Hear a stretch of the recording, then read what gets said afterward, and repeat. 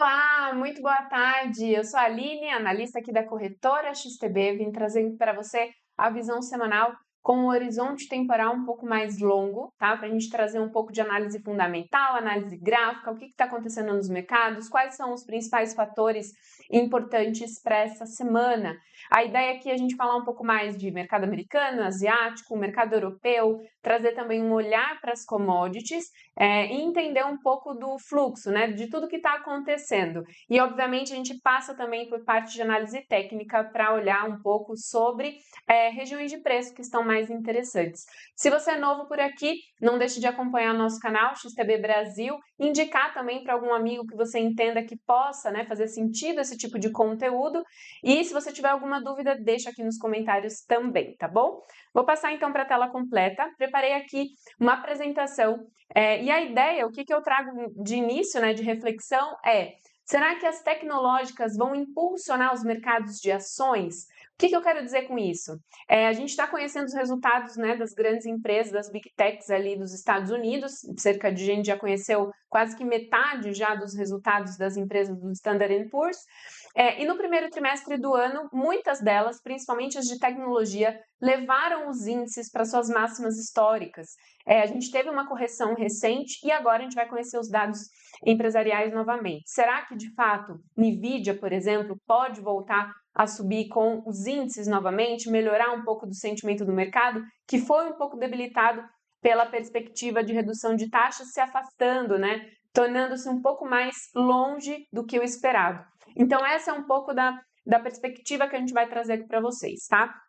Então, aqui, o que eu quero começar? Antes de mais nada, a gente não pode esquecer do conflito geopolítico, né? Isso traz também muita volatilidade para os mercados, medo, aciona ali também os ativos mais seguros, como ouro, como dólar. Então, tudo isso também tem impulsionado. Obviamente, petróleo também traz uma variação, tá? O que a gente tem no Oriente Médio de momento? Recentemente, a gente teve conflitos entre Irã e Israel, depois uma retaliação de Israel para Irã.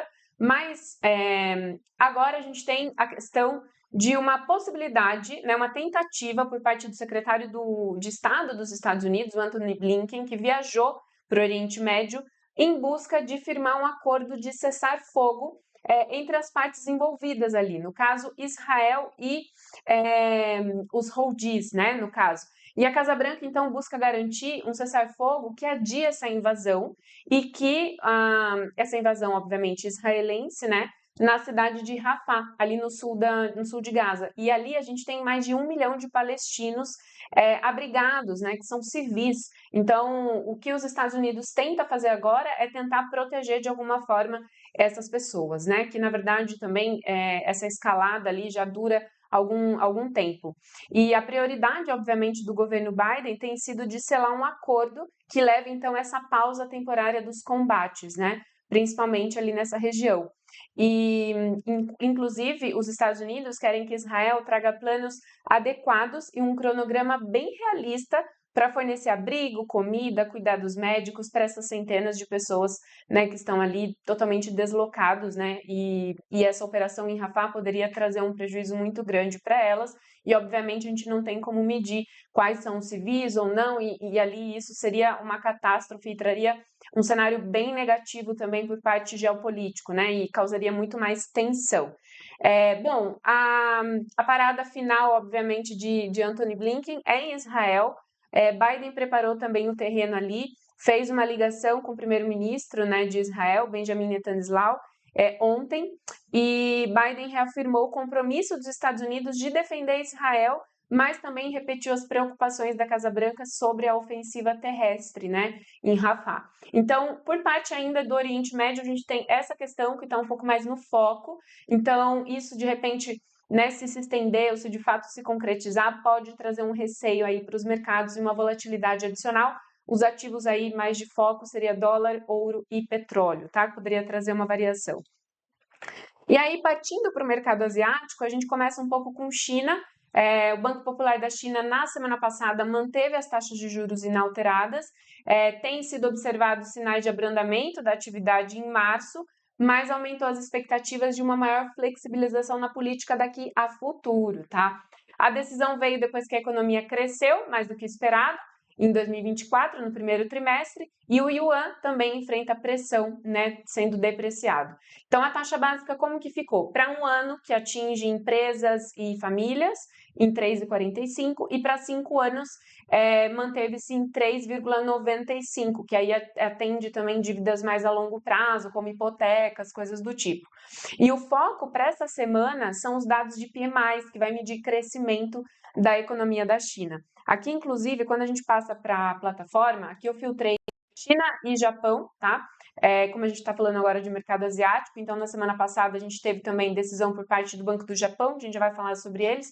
Mas vamos dar uma olhada no gráfico do índice da China, ó. Então, depois de bater fundo, praticamente fundo históricos também, aqui na época foi em janeiro desse ano, tá? De lá para cá, o índice já teve uma variação de mais de 28,5%, então teve uma variação bem alta, tá?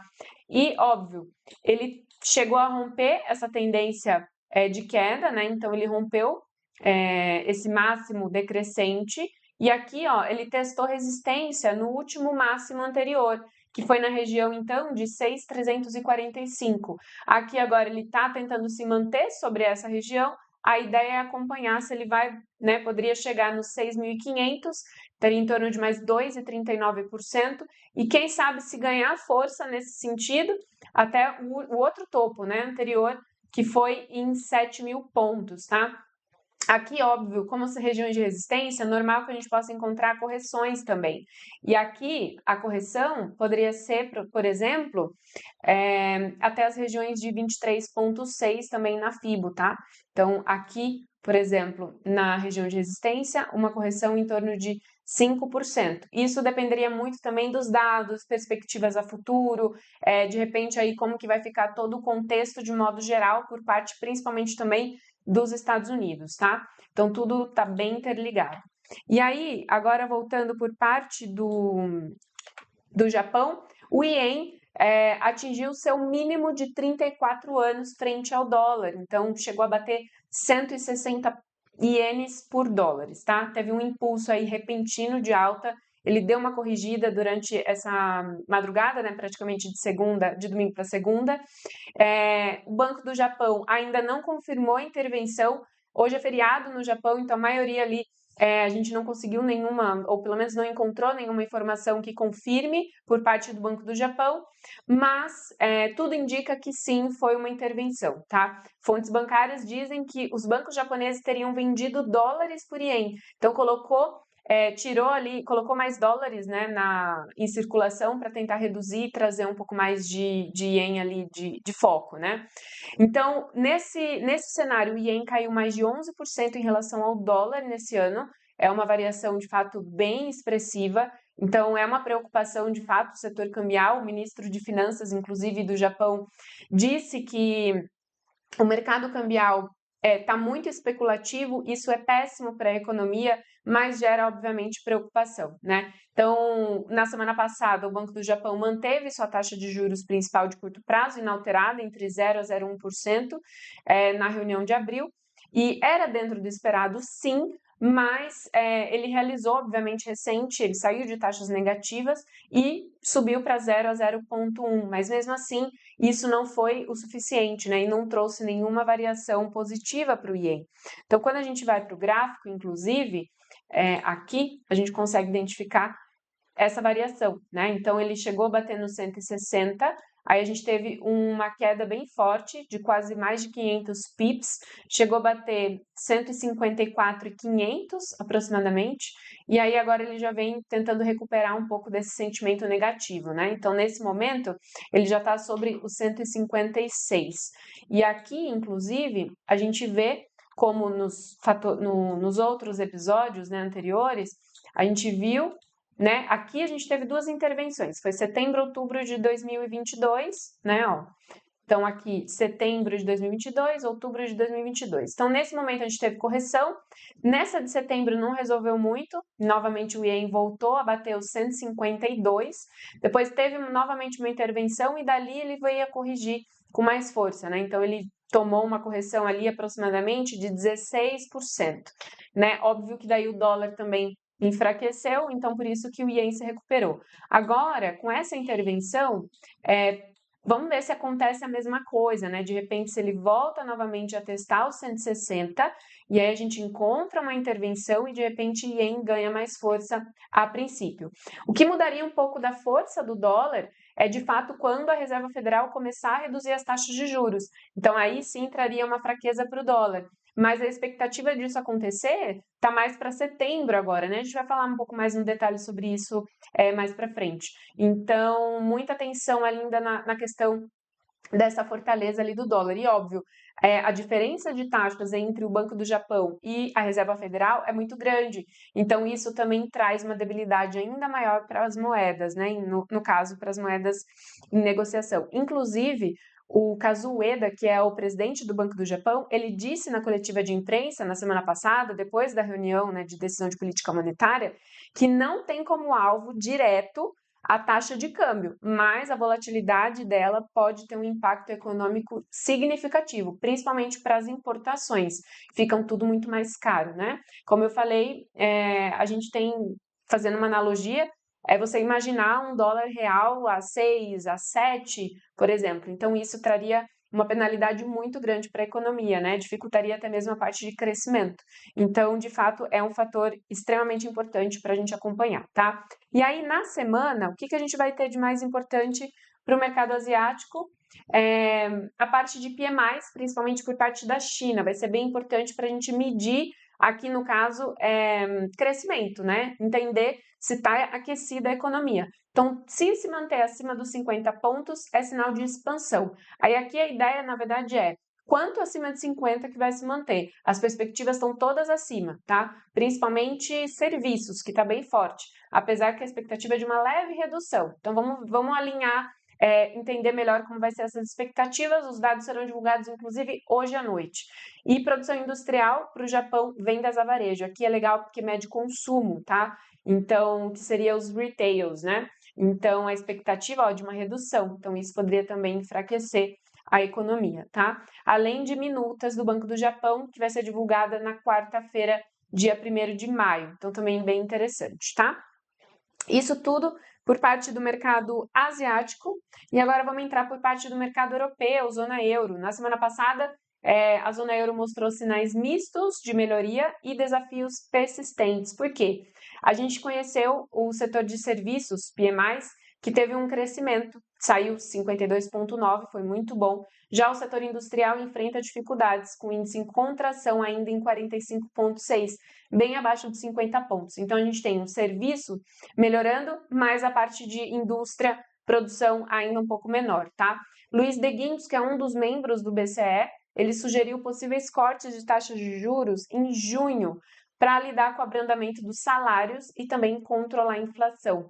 Então, muito se fala na perspectiva, na probabilidade, na verdade, do BCE começar as reduções de taxas agora em junho. Por parte da Alemanha, tanto consumidores quanto empresas estão mais confiantes. Saiu o relatório do ZIL na semana passada. Vou colocar aqui agora a Alemanha. Vou colocar os 3 principais países ali do bloco, tá? Alemanha, Reino Unido e, obviamente, a zona euro, né? Para a gente acompanhar. Então, na semana passada, a gente teve aqui discursos de membros, os dados de PMIs que eu estava trazendo para vocês e aqui, quer ver? E os dados aqui foram altos. Vamos dar uma olhada em todos aqui, para a gente ver os dados do ZIL também, que saiu na semana passada. Aqui, ó.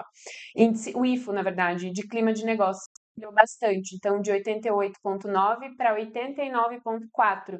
Então, foi muito bom também, tá? Então, tá melhorando um pouco mais as perspectivas. A Alemanha tem uma referência ali por parte da zona euro, é o país de referência, né? E, obviamente, que o BCE está comprometido, então, em ajustar as taxas mediante aos dados para alcançar a meta da inflação de 2%, tá? Se o BCE começa a redução das taxas de juros, poderia trazer uma fraqueza um pouco mais para o euro, tá? Uma vez que Estados Unidos mantém as taxas por mais tempo e aí o dólar poderia se favorecer. Então, nesse cenário, de repente, a gente poderia encontrar uma certa correção aqui no euro, ou ele poderia bater ali na média de 200 períodos e vir para um cenário um pouco mais negativo. Então, aqui a gente ficaria atento na região de 1,07, 256, tá? E, de repente, se romper essa região aqui, poderia buscar 1,05978 de momento. Mas a gente vê aqui máximos decrescentes, tá? Então, aqui pode ser que ele está fazendo mais um máximo para voltar a uma possível correção. Tudo vai depender muito das perspectivas. E essa semana, como a gente tem decisão de taxas da Reserva Federal na quarta-feira, traz um pouco de informação, principalmente para entender as perspectivas daqui a futuro. A probabilidade de manutenção, o destaque vai ficar no discurso, né, do Jeremy Powell. Vamos dar uma olhada na Libra também, para a gente ver. Ó, Libra que vem também de máximos decrescentes. Aqui veio com um cenário de alta muito forte, ultrapassando média de 200 períodos no diário. Aqui, mais que nada, ela vai tentar ultrapassar, né? Quebrar essa barreira de máximos decrescentes. Um próximo nível, poderíamos pensar, seria no 1,26,800, tá? Para a Libra. Caso ela venha corrigir, a gente teria a região de 1,25. Aqui a gente até observa no RSI máximos decrescentes e um rompimento disso. Então, pode ser que tenha um cenário um pouco mais de força aqui para a Libra, pelo menos de momento, tá? Mas vamos acompanhar, porque essa semana, por conta da decisão de taxas, pode ser que muita coisa mude, né? Ou tenha algum tipo de alteração. O DAX, como eu estava falando para vocês, ele traz também um rompimento desse cenário de queda, por conta, obviamente, um pouco mais dos otimismos, né? Inflação também, um combo, de modo geral. Mas aqui, ó, sinal de resistência, tá? Em 18.424. Então, muita atenção também nessa região. A gente teve já 2 pontos de correção, né? 2 pontos de resistência. Se ele se manter acima dos 23,6, que é o que está próximo agora, né? Então, pode ser que ele se mantenha, muito provavelmente pode ser que volte a buscar mais um cenário de alta. E a gente começa a trabalhar com as máximas da última sessão, ou de repente se rompe aqui, não se sustenta nos 23,6, a gente pensa nas regiões dos 18 mil pontos para o DAX, tá? Então, basicamente, essas análises aqui para a parte do mercado europeu, e agora a gente vai começar a entrar com o mercado americano. O que a gente teve? Semana passada a gente conheceu os dados do PIB e também a inflação PCE, que é o que a Reserva Federal leva em consideração. A inflação do PCE não foi uma surpresa tão grande como os dados do IPC. Dados do IPC vieram muito mais acima, né, do que o mercado esperava, tanto nas leituras de dezembro, janeiro, fevereiro e março. O PCE, em contrapartida, no trimestre, veio bem acima, mas no mensal e no anual, não tanto. Então, trouxe ali até um certo fôlego na sexta-feira, principalmente, tá? O PIB, obviamente, ficou bem abaixo das expectativas, o que pode sugerir uma necessidade no corte das taxas de juros. Mas, se uma inflação elevada é um fator chave para a Reserva Federal nesse momento. Então, uma desaceleração da economia pode ser bom para a Reserva Federal começar a redução. Mas se a inflação estiver alta, muito provavelmente pode ser que a Reserva Federal mantenha as taxas de juros por mais tempo, tá? Então, dados fracos do PIB e inflação elevada são, em teoria, piores dados para os mercados de ações. Então, isso poderia trazer, de repente, uma certa correção. O que poderia mudar isso, como eu falei no começo, são as empresas, os resultados empresariais, principalmente das tecnológicas, tá? Então, aqui a gente tem uma análise do PIB comparado com o PIB total, tá? Então, aqui a gente vê, de certa forma, uma desaceleração, principalmente, tá? E aqui a gente consegue entender que, historicamente, a Reserva Federal tende a reduzir as taxas de juros em tempos de crise e quando a curva de rendimentos era positiva, tá? Então, quando a gente vê aqui em amarelo, a gente tem a curva de rendimentos, que mede os títulos de curto e longo prazo, né, de 2 anos e 10 anos. Quando essa curva está positiva, ou seja, está no mesmo, na mesma direção das taxas de juros, a Reserva Federal começa a ter uma redução, tá? Agora, a curva permanece invertida, provavelmente pelo período mais longo da história. Então, aqui a gente começa a ver a inversão na curva, ou seja, o que ele mostra? Que os títulos de curto prazo, as taxas de juros estão mais altas que os títulos de longo prazo. Ou seja, quando eu assumo um título de longo prazo, eu sei que tem muito mais risco, porque eu tenho muito mais volatilidade na taxa de juros, então meu prêmio era para ser maior. Agora, aqui, quando a gente tem uma inversão disso, é quando o curto prazo está de repente mais arriscado ou não tem tanta perspectiva como o longo prazo, tá? Então, a gente está vendo aqui uma inversão, então, dessa curva de taxas, e uma vez que as taxas de juros estão a níveis muito altos também, tá? Essa inversão, inclusive, quando a gente fala inversão da curva de taxas, ela é considerada um indicador antecedente de recessão, embora não é uma certeza absoluta, mas é um ponto aí a se considerar, tá? Então, muita atenção nos próximos episódios, né, daqui para frente, principalmente considerando o mercado americano. Aqui a gente compara os títulos de 2 anos, de 10 anos e as taxas de juros, né, por parte dos Estados Unidos. Então, os rendimentos de 2 anos sugerem o que vai acontecer com as taxas nos próximos meses, tá? Em teoria, não há espaço para corte das taxas de juros, porque o título de 2 anos ele está praticamente quase 5% e as taxas de juros estão em 5,5%, tá? Então, a gente vê que os títulos de 2 anos estão acima dos títulos de 10 anos, por isso a inversão que eu estava falando no slide anterior, tá? E aqui, com o aumento dos preços do petróleo, a inflação atual também aumentando, os receios sobre uma segunda onda de inflação, da inflação voltar a aumentar, a Reserva Federal pode cortar as taxas de juros e deixar um pouco sem resposta, né? A gente começou o ano com 6 cortes, depois 3, agora alguns membros falam em apenas 1, e depois outro corte para 2025, então vamos ver. Poderiam citar a incerteza, então, dessa tendência inflacionária, tá? O que a gente vê aqui de mudança? Manutenção para a reunião de maio, para a reunião de junho e para a reunião de julho, tá? Uma perspectiva, então, de apenas 40% de redução para setembro, mas observem, 42 para manter, 44 para reduzir, tá? Então, ainda está muito incerto. Para essa semana, nos Estados Unidos, decisão de taxas de juros com destaque para o discurso do Jeremy Powell, que vai acontecer meia hora depois. Relatórios empresariais, Amazon e Apple também que vai divulgar, e payroll na sexta-feira. Então, muita coisa para acontecer essa semana. Se a gente passa, inclusive, para calendário, ó, aqui eu vou só Estados Unidos, tá? E os alto e médio impacto para essa semana, tá? Então, o que a gente teve? O que a gente vai ter, na verdade, né? Os PMIs também, índice de manufatura, emprego, que vai acontecer na quarta-feira, tudo isso de manhã. Os JOLTS também, daqui a pouco a gente vai falar um pouquinho disso, de mercado de trabalho, que são as vagas disponíveis. Inventário de petróleo também, que é importante, mas o foco principal é a decisão de taxas pela Reserva Federal. Então, a gente não precisa saber tudo o que vai acontecer no calendário, mas pelo menos os eventos mais importantes a gente precisa estar atento, tá?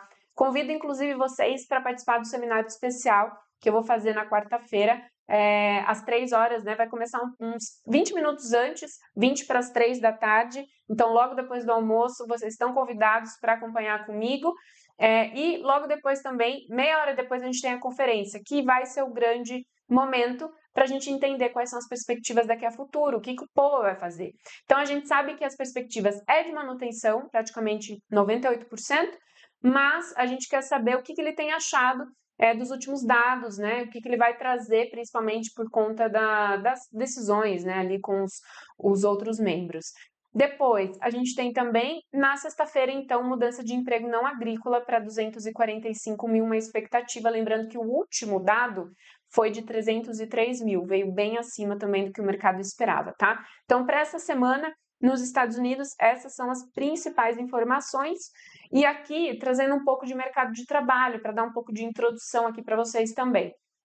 Aqui ele vai medir o payroll total, os JOLTS, né, as vagas disponíveis, e o comparativo, né, entre o NFP e as vagas abertas, tá?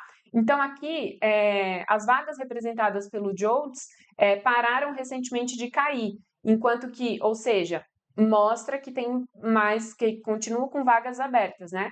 E o NFP continua aumentando. Então, espera-se que o relatório de abril mostre resultados moderadamente bons, com uma leitura acima de 200 mil, tá?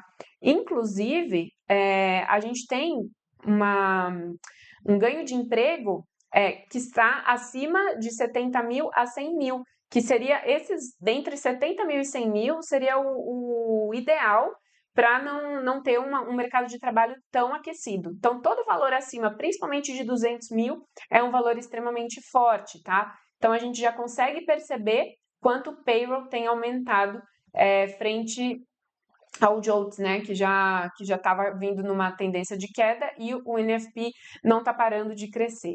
Então, a gente começa a perceber, e claro, dependendo do que o Powell dizer na quarta-feira, a gente começa a entender se o payroll muito forte pode ou não vir com um cenário mais negativo, tá? Então, tudo isso pode movimentar. Então, claro, se o Powell mostrar um pouco mais de preocupação com a inflação voltando a crescer, ou de repente com a desaceleração por parte do PIB, ou olhando para o mercado de trabalho com um pouco mais de cautela, poderia trazer um sentimento mais negativo para os índices e um fortalecimento para o dólar, porque daí ele vai manter as taxas de juros alta por mais tempo, tá? Não sei se acaba ficando um pouco repetitiva para vocês, mas eu acho que é extremamente importante entender o porquê das coisas, tá? E aí, falando em temporadas de lucro do primeiro trimestre, o que a gente tem no radar? A gente já conheceu quase que metade de todas as empresas que compõem o Standard & Poor's, tá? Nessa semana a gente vai ter destaque Amazon e Apple, tá? Mas aqui eu marquei também 3M, a gente tem aqui também Coca-Cola, que vai ser bem interessante, tá? Então, alguns vai ser antes, outros depois do mercado, principalmente Apple na quinta-feira vai ser depois, tá? E os resultados da NVIDIA a gente vai ter que esperar um pouquinho mais, que vai ser no dia 22 de maio, tá? Então, vai demorar um pouco, e a NVIDIA aí tem grande destaque também e grande importância para os mercados, tá? Bom, vamos dar uma olhada nos gráficos americanos para a gente ter uma ideia também do que pode esperar. Então, aqui, ó, por exemplo, Nasdaq, que compõe as empresas de tecnologia dos Estados Unidos, ele veio, né, teve uma correção, a gente teve uma correção aqui desde o último topo em torno de 8,5%, e agora ele já tem uma recuperação de quase metade, né, 4,60 aproximadamente, aqui próximo de testar resistência em 18 mil pontos, e ele já está se mantendo acima dos 23,6. Então, se a gente tiver uma negativa, né, um sentimento mais negativo por parte da Reserva Federal, isso poderia de repente corrigir e poderia de repente até ultrapassar os 23,6, tá? Quem sabe ali até os 38,2. Vai depender muito do tom do Powell, né? Então, muito vai depender disso. Então, aqui eu ficaria atento nessas regiões, 18 mil, nas regiões de 23,6, 17,600. Standard & Poor's está bem parecido o gráfico. Então, aqui ele poderia voltar também para os níveis de 5.200, são números inteiros, acima da média de 50, inclusive, pode testar resistência, voltar uma correção, pelo menos ali mais de 1%, até essas regiões de 5.130, quem sabe ganhar força para ultrapassar os 5.200, tá? Como eu falei, assim como o Nasdaq, Standard & Poor's vai depender muito, obviamente, dos resultados empresariais e também das perspectivas daqui a futuro. Se a gente tiver um discurso mais hawkish, mantendo as taxas de juros alta por mais tempo, muito provavelmente os índices tendem a ter um sentimento mais negativo. Só não teria se as ações, né, se os resultados empresariais vierem muito bons, tá? Caso contrário, a gente poderia ver um outro cenário. Aqui dólar, ó, me dá máximos decrescentes num gráfico diário. Então aqui, muita atenção, está se mantendo sobre os 23,6. Então vem ainda com um cenário um pouco mais de correção na sessão de hoje. Então aqui, uma região de preço 105,354, tá? Se caso de fato vir para um cenário mais otimista e para o dólar, aí a gente pode pensar em buscar nos novos máximos anteriores, que foi 106,293, tá? E o ouro, que eu sei que vocês gostam muito também, daqui a pouco a gente já vai falar um pouco mais das commodities, né? Mas o ouro teve uma correção bem forte. Então, ele tá, ó, mínimos crescentes, tá? Então, aqui, muita atenção também, tá tentando se manter sobre os 23,6 para manter a tendência principal de alta, no caso, nos preços, tá? Então, como eu falei no começo, conflito geopolítico pode impactar essa correlação negativa com o dólar, geralmente quando o dólar sobe, o ouro cai, né? Então, essa probabilidade de uma demora a mais para a redução das taxas também pode penalizar um pouco mais o ouro, tá? Em relação às empresas, na semana passada a gente teve divulgação da Tesla, Meta, Google e Microsoft. A Tesla decepcionou os resultados no primeiro trimestre, viu um aumento do preço das ações por conta de promessas de melhoria. A meta superou expectativas, mas as projeções foram desanimadoras, tá? O Google teve um desempenho sólido, mais um crescimento de receita e iniciativa de retorno aos acionistas, mas se espera uma desaceleração. E Microsoft foi o que destacou com resultados excepcionais, especialmente nos segmentos de nuvem e inteligência artificial. Então, a gente já começa a ver que inteligência artificial vai ganhando foco, NVIDIA pode ser que surpreenda bastante também, tá? Então, aqui, já quase para finalizar, vamos trazer um pouco mais das commodities, então, em destaque. O ouro, preços do ouro encerraram uma série de 5 semanas de ganho, impulsionados por essa mudança, então, nas expectativas do corte das taxas, como eu falei anteriormente, por parte da Reserva Federal, e a gente viu, obviamente, todo o foco, mais que nada por conta disso, tá? Então, como eu falei, o ouro, a princípio, ó, veio então numa correção muito forte, mas se mantendo ali acima dos 23,6. Então, se ultrapassar essas regiões de 2,352, muito provavelmente a gente pode começar a pensar em voltar a buscar os máximos, mas tudo vai depender, obviamente, de como vai ser o decorrer da semana, tá? E petróleo que tem ganhado também muito destaque, principalmente pela questão inflacionária que ele tem. E a Janet Yellen sugeriu um possível crescimento econômico mais robusto para os Estados Unidos do que foi indicado na semana passada, com os dados do PIB e o PCE. A Janet Yellen, que é a secretária do Tesouro dos Estados Unidos, tem defendido ali o crescimento da economia. E o mercado também petrolífero enfrentou a saída recorde de fundos do Fundo Petrolífero dos Estados Unidos devido à redução do risco geopolítico, tá? Então, tudo isso também tem movimentado os preços do petróleo. Então, aqui, ó, vou trazer até para vocês um pouco mais da parte das energéticas. Então, aqui eu tenho o Brent, tá? O Brent está negociando agora em 87,26. A gente vê máximas crescentes, tá? Então, a gente consegue notar isso no gráfico. Chegou a bater sobrecompra e uma correção também aqui nos últimos dias, tá? Então, deu uma certa corrigida nos últimos 15 dias, aproximadamente 6,5%. E agora ele veio para um cenário de alta de 2,13%, se mantendo aqui sobre os 23,6% para tentar... aqui, na verdade, ele está um pouco abaixo, tá? Então, muito pela resistência ali, região de resistência. Se vira para corrigir, poderia vir buscar as regiões de $85, tá? WTI, que é o petróleo ali correspondente aos Estados Unidos, tá bem acima da média de 200, que está em $80, tá? Só que está também vindo para uma correção, e aqui a gente tem máximos decrescentes. Então, se ele vir para um cenário mais de queda, a gente pensaria nessas regiões de $80 por aqui, e se ele se manter acima dos 23,6, $83 também de cenário, tá? Gás natural veio para um cenário de alta pela atualização de contrato, né? Mas agora também ele já corrigiu e, a princípio, tentando se manter sobre os $2 aqui de referência, né? Números redondos. Um próximo nível de resistência poderia ser em 2,20, tá? Como a gente teve referências anteriores no gás natural.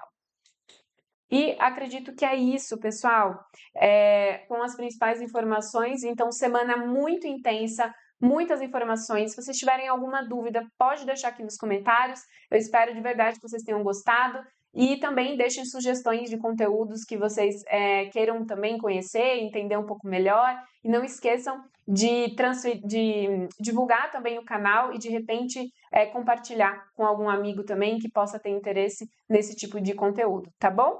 Muito obrigada pela companhia até aqui, espero que vocês tenham gostado. Até mais, tchau, tchau!